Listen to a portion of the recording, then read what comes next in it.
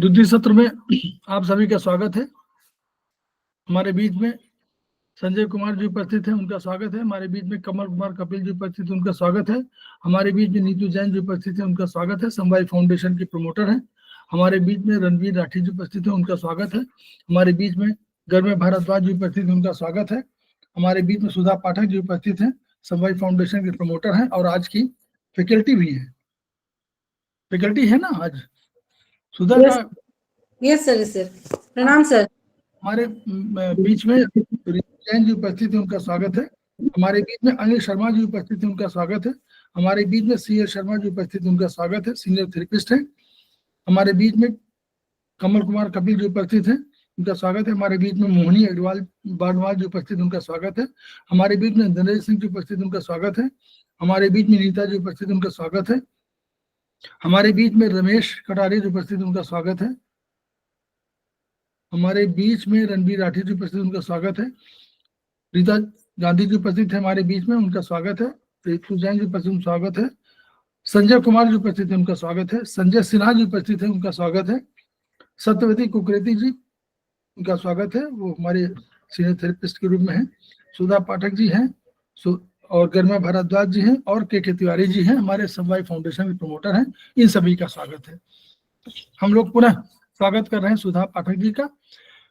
वो ट्रेटाइज 3 पर जो हमारा चैप्टर नंबर 11 है, उस पर हमको चर्चा करनी है। ये डी मेरिडियन है, तो हम लोग उसी पर चर्चा करेंगे।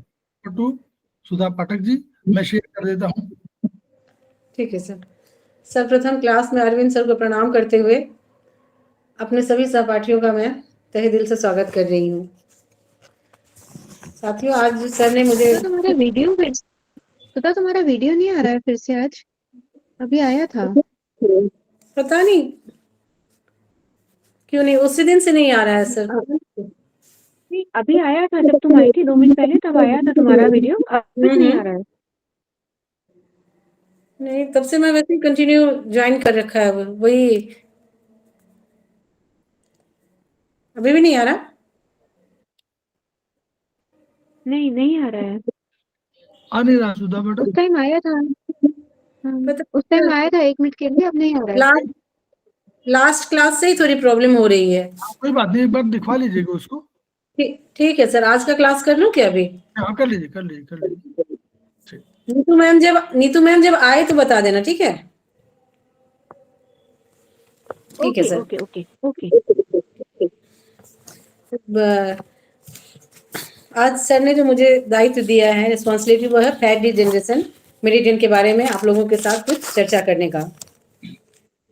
तो ये फैट के बारे में अभी तक हमने सुना है कि हमारे फूड में, हमारे भोजन में 3 मेजर कंपोनेंट्स होते हैं: प्रोटीन, कार्बोहाइड्रेट एंड फैट। तो अभी तक तो अभी सुना हमने कि मेजर कंपोनेंट है, जो कि भोजन के मेन फैक्टर के रूप में काम आता है। लेकिन अभी जस्ट ये क्लास शुरुआत किया तो हमने कहा है फैट डिजेनरेशन मेरिडियन की चर्चा करनी है। तो ऐसा क्यों, जबकि हम सभी जानते हैं कि फैट के माध्यम से बॉडी एनर्जी को स्टोर करता है और ज़रूरत पड़ने पर यह काम आता है, रिजर्वायर ऑफ एनर्जी के रूप में काम आता है। इसके साथ साथ एक्सटर्नल और इंटरनल एटमॉस्फेयर के बीच में यह कॉम्बिनेशन का भी काम करता है। तो अभी तक जो जैसे हमने फैट के बारे में जाना, इतनी सारी बातें की, लेकिन यही बीमारी का कारण भी बन जाता है। तभी तो इसके डिजेनरेशन मेरिडियन के बारे में हम आगे चर्चा करेंगे। तो ऐसा क्यों होता है, इसके लिए हम ये जानते हैं कि बॉडी में जब किसी भी चीज़ का एक्सेस हो जाता है, चाहे वो कितना भी बॉडी के लिए एसेंशियल हो या इम्पॉर्टेंट हो, फिर भी अगर उसका एक्सेस हो जाएगा तो उसी समय वो चीज़ उस शरीर के लिए डिजीज के रूप में नजर आती है, डिजीज के रूप में शरीर में दिखती है। उसकी अधिकता ही होना बॉडी में डिजीज का कारण होता है। यह शरीर के किसी भी एक जगह पर एक्सेस जमा होना, किसी भी इम्पोर्टेंट कंपोनेंट का या एलिमेंट का एक जगह शरीर पर एक्सेस जमा होना ही खतरनाक होता है। नहीं तो यह शरीर के मोस्ट इम्पॉर्टेंट कंपोनेंट है, तब तो इससे कोई प्रॉब्लम नहीं होनी चाहिए। अगर नॉर्मल है तो यही हमारे शरीर को एनर्जी देता है और हमारे शरीर को की बिल्डिंग में मदद करता है। चाहे शरीर का सेल के लिए हो, चाहे टिश्यू के लिए हो, चाहे ऑर्गन के लिए हो, यह मोस्ट इम्पॉर्टेंट पार्ट है। यहाँ तक कि ब्रेन की अगर बात करें तो ब्रेन का 60% पार्ट भी फैट का ही बना होता है। कहने का मतलब यह है कि इतना इंपॉर्टेंट कंपोनेंट होने पर भी जब यह शरीर में एक्सेस होने लगता है, जरूरत से ज्यादा स्टोर होने लगता है, एक्यूमुलेट हो जाता है, तो ऐसे समय में यह प्रॉब्लम खड़ी करता है और यह बीमारी के रूप में आता है। और इसी कॉज की वजह से, इसी रीजन की वजह से डॉक्टर बॉल ने इस मेरिडियन की खोज की। और इसको ट्रीट हम दो तरह से करते हैं, ऑर्गन सिस्टम के अकॉर्डिंग और टिश्यू सिस्टम के अकॉर्डिंग। इसमें जिसमें कि फैट डी मेरिडियन का हम यूज करते हैं। तो चाहिए आइए इतनी बातें जानने के बाद फिर हम अपने ट्रेटाइज 3 page number 78 fat degeneration meridian को अपने बुक से पढ़ते हैं, बुक से इसे जानने की कोशिश करते हैं। इसमें है फैट टिश्यू मेरिडियन भी इसे हम कहते हैं। और यह सिचुएटेड कहाँ है, कहाँ लोकेटेड है बॉडी में, तो यह मेरिडियन पैर के 4th टो के नाखून के पास टिबियल साइड से प्रारंभ होता है टुवार्ड्स स्मॉल फिंगर, प्रारंभ होकर डॉर्सम पीछे साइड तक आता है। और इसमें कुल बिंदु की संख्या होती है 4। यह मेरिडियन दोनों तरफ बाइलेटरल होता है। और इसकी विशेषताएं हैं fat degeneration vessels treat fatty infiltration of any short in any organ such as वसा अपजनन प्रवाह पथ किसी भी अंग में आए भी किसी भी प्रकार के वसीय अंतः संचरण का उपचार करती है, जैसे वसीय यकृत, लीवर में वसा अपजनन होकर सूजन तथा जलन हो जाना। जब लीवर में फैट का जमाव हो जाता है और अगर उस पर जल्दी ध्यान न दिया जाए तो उसमें सूजन और इन्फ्लेमेशन होने लगता है, इन्फ्लामेशन होने लगता है। ऐसे कंडीशन में उसको हम फैटी लीवर का नाम देते हैं। फिर है फैटी हार्ट, मायोकार्डियम में वसा अपजनन होकर सूजन तथा जलन होना।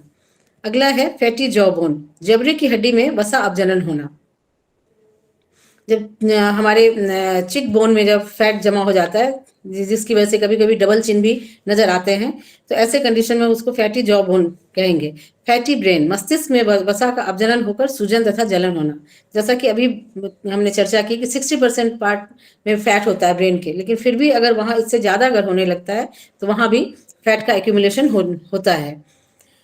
उसके बाद है यह मेरिडियन किसी भी ऊतक तंत्र में आए, किसी भी टिश्यू ऑर्गन में आए, किसी भी प्रकार के वसीय अंतः संचरण का उपचार करती है, जैसे आर्टेरियल स्क्लेरोसिस, धमनी काठिन्य। अगला है सेरेब्रल स्क्लेरोसिस, प्रमस्तिष्कीय काठिन्य। फिर है हृदय धमनियों का काठिन्य। इसके बाद है लास्ट में वसा में गुर्दा रोग, किडनी के रोग, जिसमें किडनी में ऊर्जा और कार्य की क्षमता घट जाती है। बस जब किडनी में जब फैट एक्यूमुलेट होने लगे तो उसमें ऊर्जा और उसकी कार्य करने की क्षमता घटने लगती है। और अब आइए जानते हैं कि वसा अपजनन है क्या एक्चुअली। तो इसमें है प्रत्येक कोष में अलग अलग मात्रा में श्वेताकार प्रोटीन और चर्बी रहती है, जैसे बताया कार्बोहाइड्रेट, प्रोटीन और फैट होते हैं। फिर है उसमें कि विषम कोशिका विभाजन तंत्र में संबंधित पाचक रस में कमी होकर स्थानीय गड़बड़ी आने पर अक्सर चर्बी आवश्यकता से अधिक इकट्ठी हो जाती है। कहने का मतलब जब सेल डिवीजन के टाइम में जब डाइजेस्टिव जूस के सिक्रेशन में जब कमी आ जाती है या उसके फंक्शन में कमी आ जाती है, तो ऐसे में क्या होता है कि फैट सही ढंग से बॉडी से निकल नहीं पाता है, एक्यूमुलेट हो जाता है, जिसकी वजह से वहाँ फैट स्टोर होने लगता है। फिर है it may be caused by some injurious influence, it is commonly seen in liver, kidney and myocardium, heart के रीजन में। It is normally caused by poisons including organic poisons which are non-bacterial and inorganic poison which are bacterial। फिर है anoxia, रक्त में oxygen की कमी, और anaemia, रक्त अल्पता, caused by हाइपोक्सिया, अल्प ऑक्सीयता, और स्टेग्नेटेड हाइपोक्सिया और एनेमिक हाइपोक्सिया। फिर स्पेशल नोट के रूप में इसमें लिखा है In fatty liver, the following pathogen changes may exist. Fatty degeneration of cardiac muscles, हृदय पेशियों में वसा का जमाव और अपजनन। इसमें आता है as caused by phosphoric और arsenic intoxication,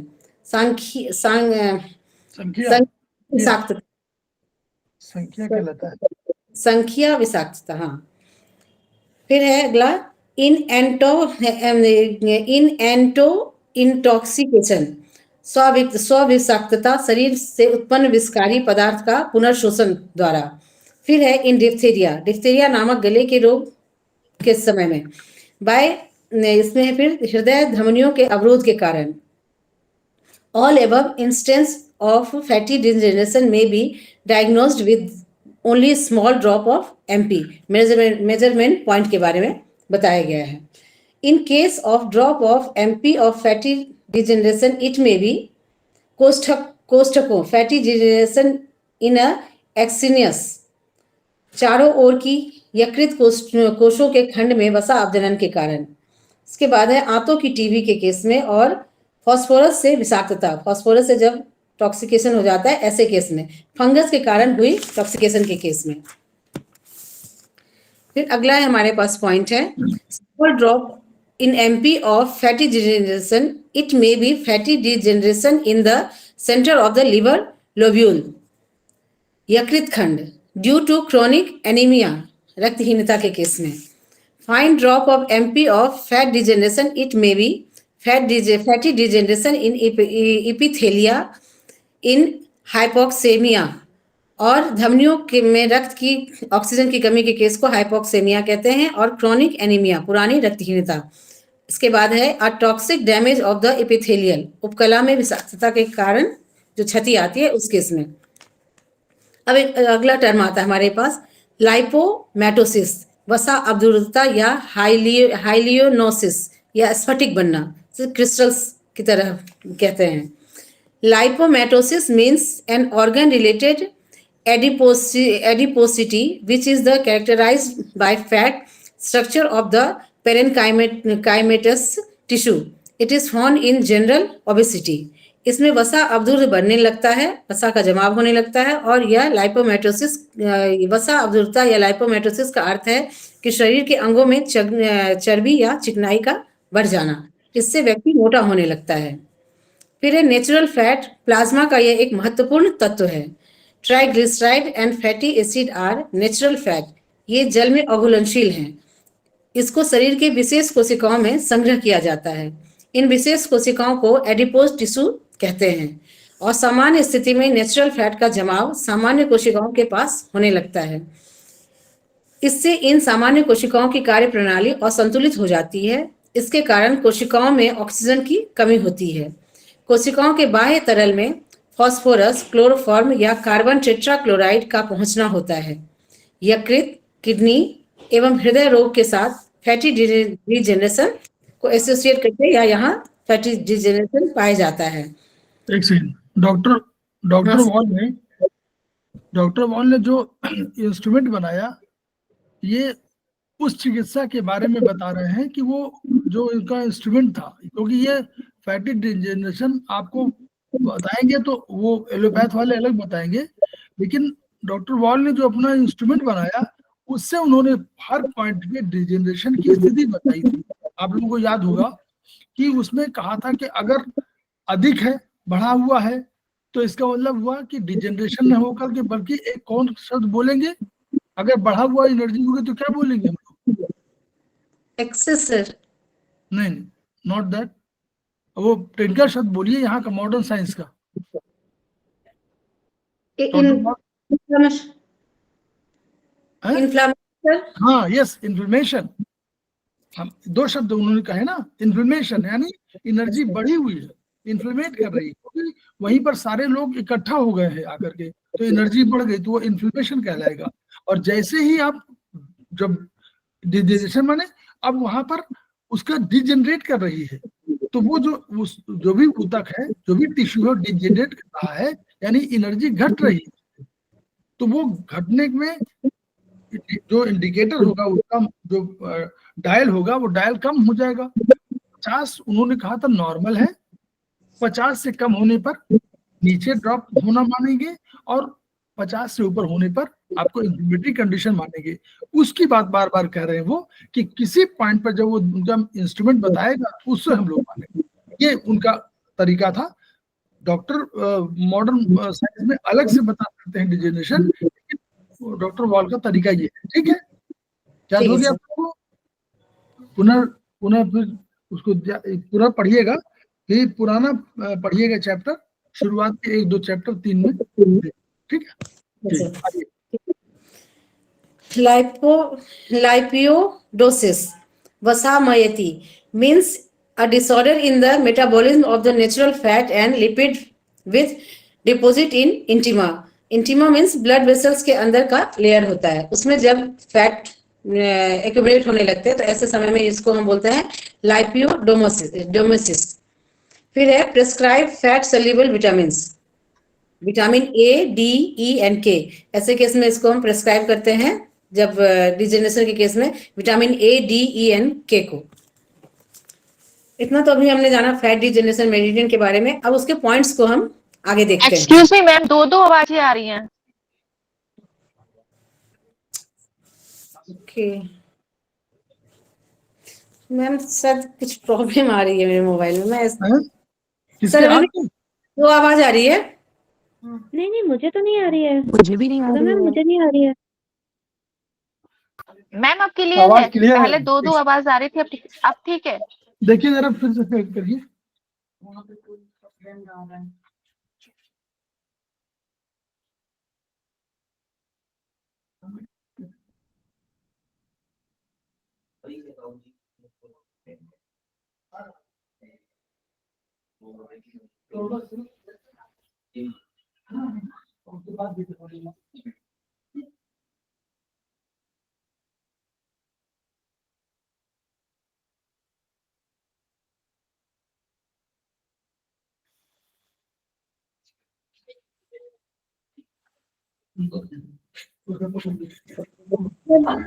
अभी सर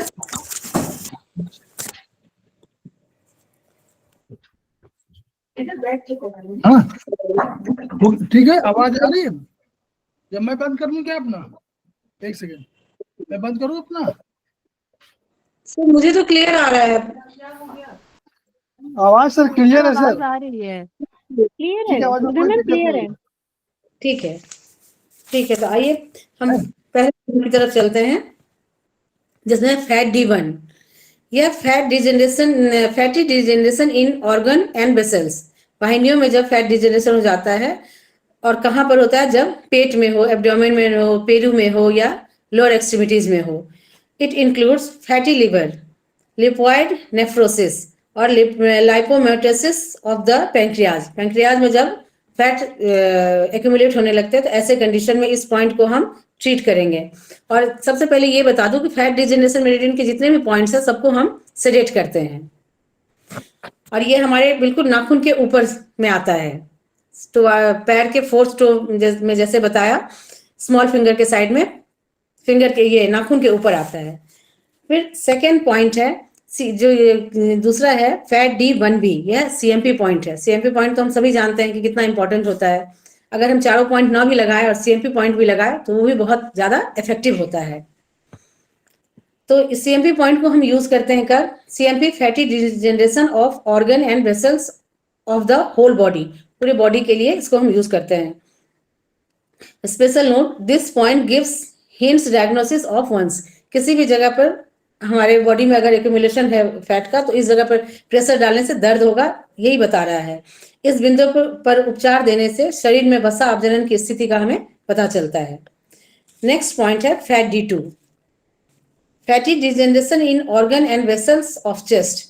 जैसे कि पॉइंट है ऊपर वाले एक्सट्रीमिटीज के लिए है, चेस्ट में जब, चेस्ट के एरिया में जब फैट डिजेनरेट होने लगता है या एक्यूमुलेट होने लगता है तो ऐसी स्थिति में इस पॉइंट को हम ट्रीट करते हैं।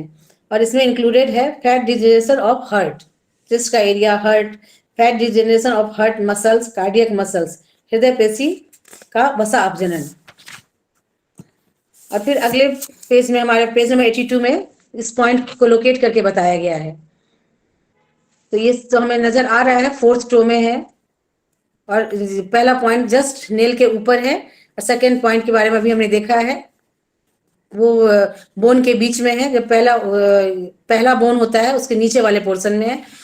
फिर दूसरा फैट D2 जिसके बारे में अभी हमने देखा, वो सेकेंड बोन के सबसे नीचे साइड में है। उसके बाद ये है fat degeneration of coronary vessels. Fat D2 का हम यूज करते हैं कोरोनरी वेसल्स में जब फैट को हटाना हो। फैटी डिजेनरेशन ऑफ आर्टरीज, धमनियों का वसा अपजनन के केस में। Fatty degeneration of upper extremities, अगर हाथों में जनरली जब मोटापा आता है पूरे शरीर में आता है, तो ऐसे कंडीशन में हाथ, बाह, कंधे में भी फैट का एक्यूमुलेशन होता है। ऐसे कंडीशन में फैट D2 पर अगर हम प्रॉपर उसमें अगर ट्रीटमेंट देंगे तो बहुत फर्क आता है। फिर तीसरा है माँ धमनी का वसा अपजनन, फैटी डिजेनरेशन ऑफ एरोटा, जब हार्ट के एरोटा वाले ये में पोर्शन में जब फैट डिजेनरेशन होने लगता है, जिसकी वजह से कि हमें काफी दिक्कत आती है, ब्लॉकेज हो जाता है, अटैक आने का खतरा रहता है। ऐसे कंडीशन में जब हम फैट D2 को ट्रीट करेंगे तो पेशेंट को काफी इससे मदद मिलेगी। और लास्ट पॉइंट है इसका, fatty degeneration in organ and vessels of skull, यह अपर एक्सट्रीमिटीज में आ रहा है, यह ऊपर हमारे स्कल वाले पार्ट में। इसमें जब फैट, जैसे कि बताया, ब्रेन में अगर फैट का ये एक्यूमुलेशन हो जाए तो ऐसे केस में इसको हम ट्रीट करते हैं। सर में स्थित ऑर्गन्स एवं वाहिनियों का वसा अपजनन इंक्लूडेड सेरेब्रल स्क्लेरोसिस, प्रमस्तिष्क का काठिन्य, माइलेसिया, इसमें सेरेब्रम बहुत ज्यादा मुलायम पड़ जाता है। Fatty degeneration of jaw bone, जबड़े की हड्डी का वसा अपजनन। Fatty degeneration of brain vessels, मस्तिष्क वाहिनियों का वसा अपजनन। फिर है ट्रीटमेंट प्रोटोकॉल में, इस पॉइंट के साथ साथ हम ट्रीटमेंट प्रोटोकॉल में दे सकते हैं। फैटी लीवर के लिए दे सकते हैं treat PN4, SI1A, fat D1, ये फैटी लीवर के लिए है, और फैट D1B। फिर है fatty heart, PN4, SI1A, fat D2, fatty heart के लिए है, फैट D1A। हम देख रहे हैं कि फैट D1A सब जगह ले रहे हैं क्योंकि यह CMP पॉइंट है फैट डिजेनरेशन का। अगला है fatty brain, PN4, SI1A, fat D3, fatty organ and vessels in head, fat D1A, ND1C, meningitis surrounding of the brain, meningitis surrounding of the brain, TW19, MP, meningitis of brain, और ND3A, ND3A and ND4। फिर last है stenosis of heart valve. Heart valve में अगर problem आती है fat की वजह से, तो ऐसे में हम ट्रीट करते हैं फाइब्रॉइड D2A और फाइब्रॉइड D1A। उसमें ऐड करते हैं हम पल्मोनरी स्टेनोसिस के लिए H9 राइट साइड में, एरोटिक स्टेनोसिस के लिए H9 लेफ्ट साइड में, फिर मिट्रल स्टेनोसिस के लिए H8 लेफ्ट साइड में, और ट्राइकस्पिड स्टेनोसिस के लिए H8 राइट साइड में। तो इस तरह अभी हमने फैट डिजेनरेशन मेरिडियन के बारे में भी जाना। इसको यूज करने से काफी फायदा आता है। जैसा कि बताया, सारे पॉइंट्स को हम सेडेट करेंगे। इसको हम लगाकर छोड़ सकते हैं 10-12 घंटे के लिए आराम से, ये हमारे पैर में टिका रह जाएगा। मैम ये फैटी लीवर में भी सीडेट करेंगे ना? सारे पॉइंट्स को मैम, फैट डिजेनरेशन, ये जितने पॉइंट है चारों पॉइंट को हम सीडेट करेंगे। पहले इनको मैग्नेट को छोटे छोटे पॉइंट ये में पेपर टेप में लगाकर उसको उस जगह जो हमें जगह दिख रहा है उस जगह वहां पर मतलब दबाने के बाद ऊपर से एक बड़े से पेपर टेप से उसको फिक्स कर देंगे तो प्रॉपर फिक्स हो जाता है। तो इस तरह से सर ये चैप्टर आज खत्म हो गया यहाँ।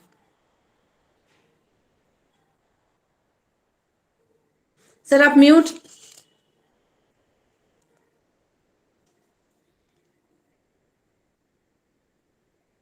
थैंक यू सुधा मैम, हाँ बहुत अच्छा लगा। देखिए, ये सब Thank you. पॉइंट कितने इम्पोर्टेंट है। हम लोग फैटी लीवर और सबके बारे में चर्चा करते रहते हैं और तमाम पॉइंट लगाते हैं। डॉक्टर वाल के पॉइंट कितने लोगों ने लगाया होगा? अगर कोई प्रैक्टिस करना बताइए। सर अभी करी नहीं है, सीडेट होंगे सर ये। नहीं, ये नहीं कह रहे। डॉक्टर वॉल के जो लोग कर रहे हैं, हम उनकी बात कर रहे हैं। जो लोग कर रहे हैं, फैटी लीवर केस भी आए होंगे, तो हम लोगों ने जो है इस पर विचार ही नहीं किया होगा। सर मैं लगाता हूँ, लेकिन स्टार मैग्नेट ही लगाता हूँ उस पर, डॉक्टर वॉल पर। नहीं, स्टार मैग्नेट लगाइए, मेथी लगाइए, कुछ भी लगाइए, मेरा यही कह रहा है। मेरा कहना है कि नॉर्मली क्या होता है कि फैटी लीवर में हम लोग सारे पर ध्यान देते हैं और जो प्रोटोकॉल बना हुआ है डॉक्टर वाल ने बिल्कुल डॉक्टर वाल वाली किताब से ही लिया हुआ, खेमका सर नहीं बनाया है, बिल्कुल पूरा फैटी लीवर के लिए। और फैटी लीवर आपको अगर कोई अधिकांशतः आप देखेंगे कि फैटी लीवर अधिकांशतः लोग मिलता है अगर 40 प्लस है, यस सर। चाहे ग्रेड 1 का ही मिले। सर इसमें एक बात और मैंने कहीं सुना था कि फैटी डिजेनरेशन मेडिटेशन में जितने पॉइंट है ना, उस जगह पर अगर हम रेड कलर लगाएं तो वो भी बहुत अच्छा इफेक्ट देता है, एक लाइन अगर खींच दे तो। हम ऊपर चर्चा नहीं करेंगे, कुछ चीज बहुत जो विजन का है, विजन के हिसाब से हम बात करेंगे। जो उसमें लिखा हुआ है हम कह रहे हैं कि उसमें मेथी लगा सकते हैं। फिर दूसरी बात हम कह रहे हैं, जो लोग हमारे साथ हम लोग जुड़े हुए हैं, बार बार कह रहे हैं कि एनर्जी को पहचानने का तरीका समझिए, उंगलियों का प्रयोग तो करिए। आज आप सीखना शुरू करेंगे, 6 महीने में पारंगत हो जाएंगे, लेकिन अगर शुरू नहीं करेंगे तो फिर समझ में नहीं आएगा। सर यहाँ मेथी से ज्यादा असर मटर का करेगा ना, या चना? मेथी बहुत छोटा पड़ जाएगा फैट नहीं, जैसे वहां पर बगल में तो लगी नहीं पाएगा मेथी, वो मटर देखिएगा उंगली में लगी नहीं पाएगा, आपको मेथी लगाना पड़ेगा। आप मेथी लगा लीजिए, मूंग लगा लीजिए, गेहूं के बीज कुछ तो लगाइए, लेकिन लगाइए जरूर उस पॉइंट पर। मेरा कहना है कि देखिए, हम लोग बार बार कर रहे हैं कि हम लोग चिकित्सा को अपने को और करना है, सबको अपने को करना है। ये नहीं कि केवल हम बता रहे हैं और आप लोग सुने, सबको ट्रीटमेंट देना है। तो आप उसमें करिए, तो लगाना शुरू तो करिए। जैसे अभी सीए शर्मा ने कहा कि हम लगा रहे हैं, बढ़िया, उससे इतने बढ़िया बढ़िया प्रोटोकॉल दिए हुए हैं। और ये फैटी लीवर ऐसी चीज है, फैटी हार्ट तो हो सकता है कम मिले, फैटी लीवर तो सबका मिल जाएगा। डॉक्टर बहुत आश्चर्य व्यक्त करते हैं कि अगर अगर 40-50 साल की उम्र है, फैटी लीवर ना हो, आप देखिएगा, आप टेस्ट करा के देखिए, तुरंत बोलेंगे कि अरे। तो इसलिए मैं कह रहा हूं, क्योंकि फैटी लीवर माने क्या हुआ, हम खाने पीने में संयम नहीं बरतते हैं, बैलेंस फूड नहीं ले पाते हैं, तमाम वर्किंग सिस्टम होता है, लाइफ स्टाइल चेंज होती है, उससे फैटी लीवर होने की संभावना बढ़ जाती है। लीवर को सबसे अधिक काम करना पड़ता है, पिता तुल्य है, उसको बीमार मत बनाइए, ठीक है। तो ये जिनके लिए है, जो लोग प्रैक्टिस, रणबीर मैडम जो है कह रहे हैं कि हम प्रैक्टिस कर रहे हैं लेकिन हम उसको यूज करते हैं, अच्छी बात है। सीए शर्मा नहीं, अभी उन्होंने शुरू नहीं किया शायद। नहीं, मैंने नहीं शुरू किया सर। जी हाँ, शुरू करिए शर्मा जी, हाँ शुरू करिए। ये जो थोड़ा सा बढ़ा हुआ लीवर आता है, उसमें भी काम करेगा ये फैटी लीवर? अरे बिल्कुल, देखिए उसी वजह अभी टेस्ट नहीं हुआ है, तो बढ़ा हुआ लीवर है। लीवर में 2 चीजें हैं, एक तो मेगाली कहलाता है, तो मेगाली माने बढ़ गया है, तो बढ़ गया तो उस पर प्रेशर कहीं है, और फैटी है, उसमें फैट जनरेशन हुआ तो भी फंक्शनिंग कम हो जाएगी। तो उस फंक्शनिंग के कम होने पर जब भी होगा, आप इसको लगा के देखिए। तो और पैंक्रियाज मत भूलिए, देखिए पैंक्रियाज के पॉइंट सब में दिए हैं, इसमें पैंक्रियाज दिया हो, क्योंकि पैंक्रियाज में हम लोग सर फैटी लीवर का अगला स्टेज होता है मेगाली। तो मेगाली बढ़ जाएगा ना। चलिए, जब टिश्यू, यही तो कह रहे हैं, जब टिश्यू वहां पर कहीं से बाहर से इकट्ठा आ गया, कहीं हो गया, वहां बढ़ाने लगे, तो चलिए फंक्शनिंग सबको प्रभावित होगी, लीवर की फंक्शनिंग प्रभावित होती है। इसलिए कोशिश करिए आप लोग कि इस लीवर पर जब भी अधिकांशतः आप देखिए, कोई भी ड्रिंक करता हो, ये मान के चलिए कि उसको फैटी लीवर टाइप की कोई चीज, डिजेनरेशन की बीमारी होनी है, ठीक है, बहुत अधिक ड्रिंक करता हो। सर मेगाली क्या होता है, एक बार प्लीज ये बता दीजिए। मेगाली माने बढ़ा हुआ। अच्छा, बढ़ा हुआ, कोई बढ़ा हुआ आकार बढ़ जाना। जब हम लोग 2 चीजें हम लोग बात कर रहे थे ना, स्ट्रक्चर इन है और फंक्शन क्या है, यांग है। तो इन और यांग के कॉम्बिनेशन में अगर आपका, मान लीजिए, अगर आपके जो आपका जिस एज में आप हैं, उस एज से आपने खाना पीना बढ़िया शुरू किया, फैट खूब शुरू किया, पराठा खूब खाया, पूरी खूब खाया, सब हुआ, फैट बहुत लिया, मुर्गा मीट मछली सब लिया, और अल्टीमेटली आपने व्यायाम कम किया, मूवमेंट कम किया, जितना आपने एनर्जी लिया, कैलोरी यानी 5000 कैलोरी लिया, आपको चाहिए 3700 कैलोरी। मान लीजिए नॉर्मली 1700 कैलोरी होती है आवश्यक मात्रा, और अगर आप करें तो आपको 3700 कैलोरी अगर ले रहे हैं, 3000 कैलोरी ले रहे हैं, तो आप समझ लीजिए बहुत रिच वाली श्रेणी में है कैलोरी के मामले में। 3600 अगर आप ले रहे हैं तो बहुत अधिक है। जीवन के लिए आवश्यक जो है कैलोरी वो 1700 है किलो कैलोरी के रूप में। तो अगर आप जैसे देखिए हमारे यहाँ आता है ना 2000 करीब आता है, याद नहीं करिए, आपने पढ़ा होगा आपने सेमेस्टर 1 में, उसमें 2000 किलो कैलोरी की बात कर रहे हैं, टू उसको मानक है। तो अगर इस 1700 जीवन के लिए, मतलब जीवन के लिए 2000 कर रहे हैं तो आपके पर्याप्त है। अगर आप 3600 ले रहे हैं तो इसका मतलब कि आपको अपनी कुछ किलो कैलोरी बर्न करनी चाहिए। कैसे? व्यायाम से, दौड़कर, चल करके, पसीनों के ऊपर निकलेगा ना। तो अगर नहीं निकल रहा है तो आपका शरीर आकार बढ़ने लगेगा। आकार बने, आप वजन बढ़ेगा, चौड़ाई बढ़ेगी, लंबाई नहीं बढ़ेगी, चौड़ाई बढ़ेगी। तो इसके बढ़ने से आपको ये मालूम होना चाहिए कि आपका आकार बढ़ रहा है, यानी स्ट्रक्चर बढ़ रहा है, यानी इन बढ़ रहा है। अगर इन बढ़ रहा है तो आप लोग सब लोग समझ लीजिए कि आपका फंक्शन जो प्रभावित हो जाएगा। जो आपके शरीर की ऊर्जा है, जो फंक्शनल ऊर्जा है वो प्रभावित होगी। आपको कहा जाएगा कि दौड़िए, तो पहले अगर आप 5 किलोमीटर की रफ्तार से दौड़ते थे तो अब 3 ही किलोमीटर की रफ्तार से दौड़ पाएंगे। आपको चलने में जो तेजी थी वो कम हो जाएगी, आपके और फंक्शन में कमी आएगी। तो ये इसको हम लोग बोलेंगे यांग। तो इन के प्रभावित होने पर यांग प्रभावित होगी। उसी तरह अगर यांग प्रभावित है, अगर आपकी ऊर्जा घट रही है तो आपका शरीर दुबला पतला भी हो सकता है ना। तो यानी आकार और फंक्शन दोनों में एक दूसरे से जुड़ा हुआ है। तो जब कोई फंक्शन नहीं होने लगेगा तो उसके आकार में परिवर्तन हो जाएगा। तो फंक्शन प्रभावित होगा तो आकार भी प्रभावित होगा, इसको मान के चलिए। तो इसलिए हम लोग ट्रीटमेंट जो दे रहे हैं, डिजेनरेशन का जो दे रहे हैं, उसमें हम लोग करें। और एनर्जी लेवल पर, जैसे मान लीजिए पॉइंट है ND1 पॉइंट है, तो ND1 पर एनर्जी नापिए अपने हाथों से। आपको लगेगा स्पंदन, आप अपने आंख बंद करिए, स्पंदन महसूस करिए कि हो रहा है कि नहीं हो रहा। आपको मालूम पड़ जाएगा कि पॉजिटिव है कि नेगेटिव है। बस उसी हिसाब से आप ट्रीटमेंट दे दीजिए। जहां कहीं लग रहा है, जैसे CL शर्मा जी ने कहा कि हम स्टार मैग्नेट लगा देते हैं, मैं CL शर्मा जी ने देखा होगा, एक्सपेरिमेंट किया होगा, बढ़िया चीज है। इससे बेटर आप लगाइए, मेथी लगाइए, आप मटर लगाइए, आप चना लगाइए, मतलब जहां जहां जिससे हो, और आप मूंग लगाइए। कोई भी सीड लगाना शुरू करिए, वो बेटर रिजल्ट देगी। क्यों? वो बैलेंस अधिक करेगी। और अब जैसे CL शर्मा जी लोग सीनियर लोग हैं, इनको बिल्कुल वो करना चाहिए। बिल्कुल आंख बंद करिए, 2 पेशेंट पे करिए, तो आपको 25 पेशेंट पे जैसे करेंगे आपको एनर्जी पैटर्न मालूम होने लगेगा। और आपकी जो क्षमता है, जो मतलब आपकी जो थेरेपी क्षमता है, ये बढ़ जाएगी।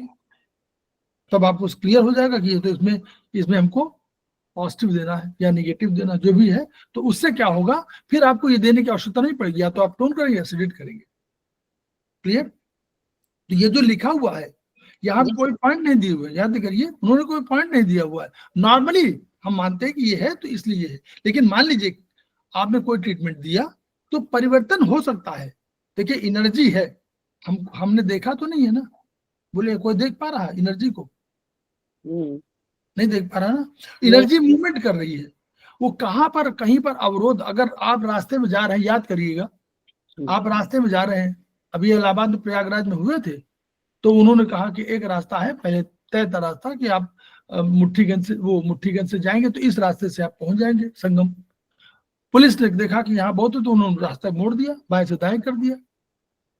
तो आप क्या है, अगर आप जानते हैं कि मुट्ठीगंज के रास्ते में क्या है, तो आप एक गली से दूसरी गली से चले जाएंगे, तो यानी मूवमेंट होगा ना। तो ये क्या है आपका, बोलिए, वैसे बताइए। हम लोग विचार और कर रहे हैं, ये एनर्जी भी तो जहां मार्ग पाएगी वहीं चल जाएगी। फिर एक फैटी लीवर के बारे में बोलूंगा मैं जी। अगर मैं टटाइज 4 देखूं, उसमें लीवर के चैप्टर में सबसे लास्ट लाइन लिखा हुआ है, फैटी लीवर होने पर दाहिने कंधे में रिफर्ड पेन हो सकता है। बहुत सारे लोग आते हैं दाहिना पेन कंधा बोलते हैं, कंधा। आप इस कपड़ा का लगाते रहिए, S3, SI3, LI4, ये सब लगाते। लेकिन अगर जो CMP लीवर का है उस पे लगाइए।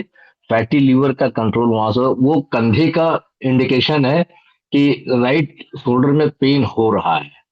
ये किताब में मेंशन किया हुआ है, लास्ट लाइन में अगर देखें तो वहां लिखा है फैटी लीवर होने पर दाहिने कंधे में रिफर पेन हो सकता है। अब इसको लगाने जब मैंने यूज फोर किया था, फोर ना अगले दिन बोला कि सर पेन कम हो गया। फिर मैं कई दिन चला, बोला है टिटाइज 4 हाँ, टिटाइज 4 फोर नहीं, में सर, ये टाइप 4 टटाइज 4 सर, हाँ ठीक हाँ, लीवर वाले टटाइज 4 लगा। लीवर का चैप्टर है सर।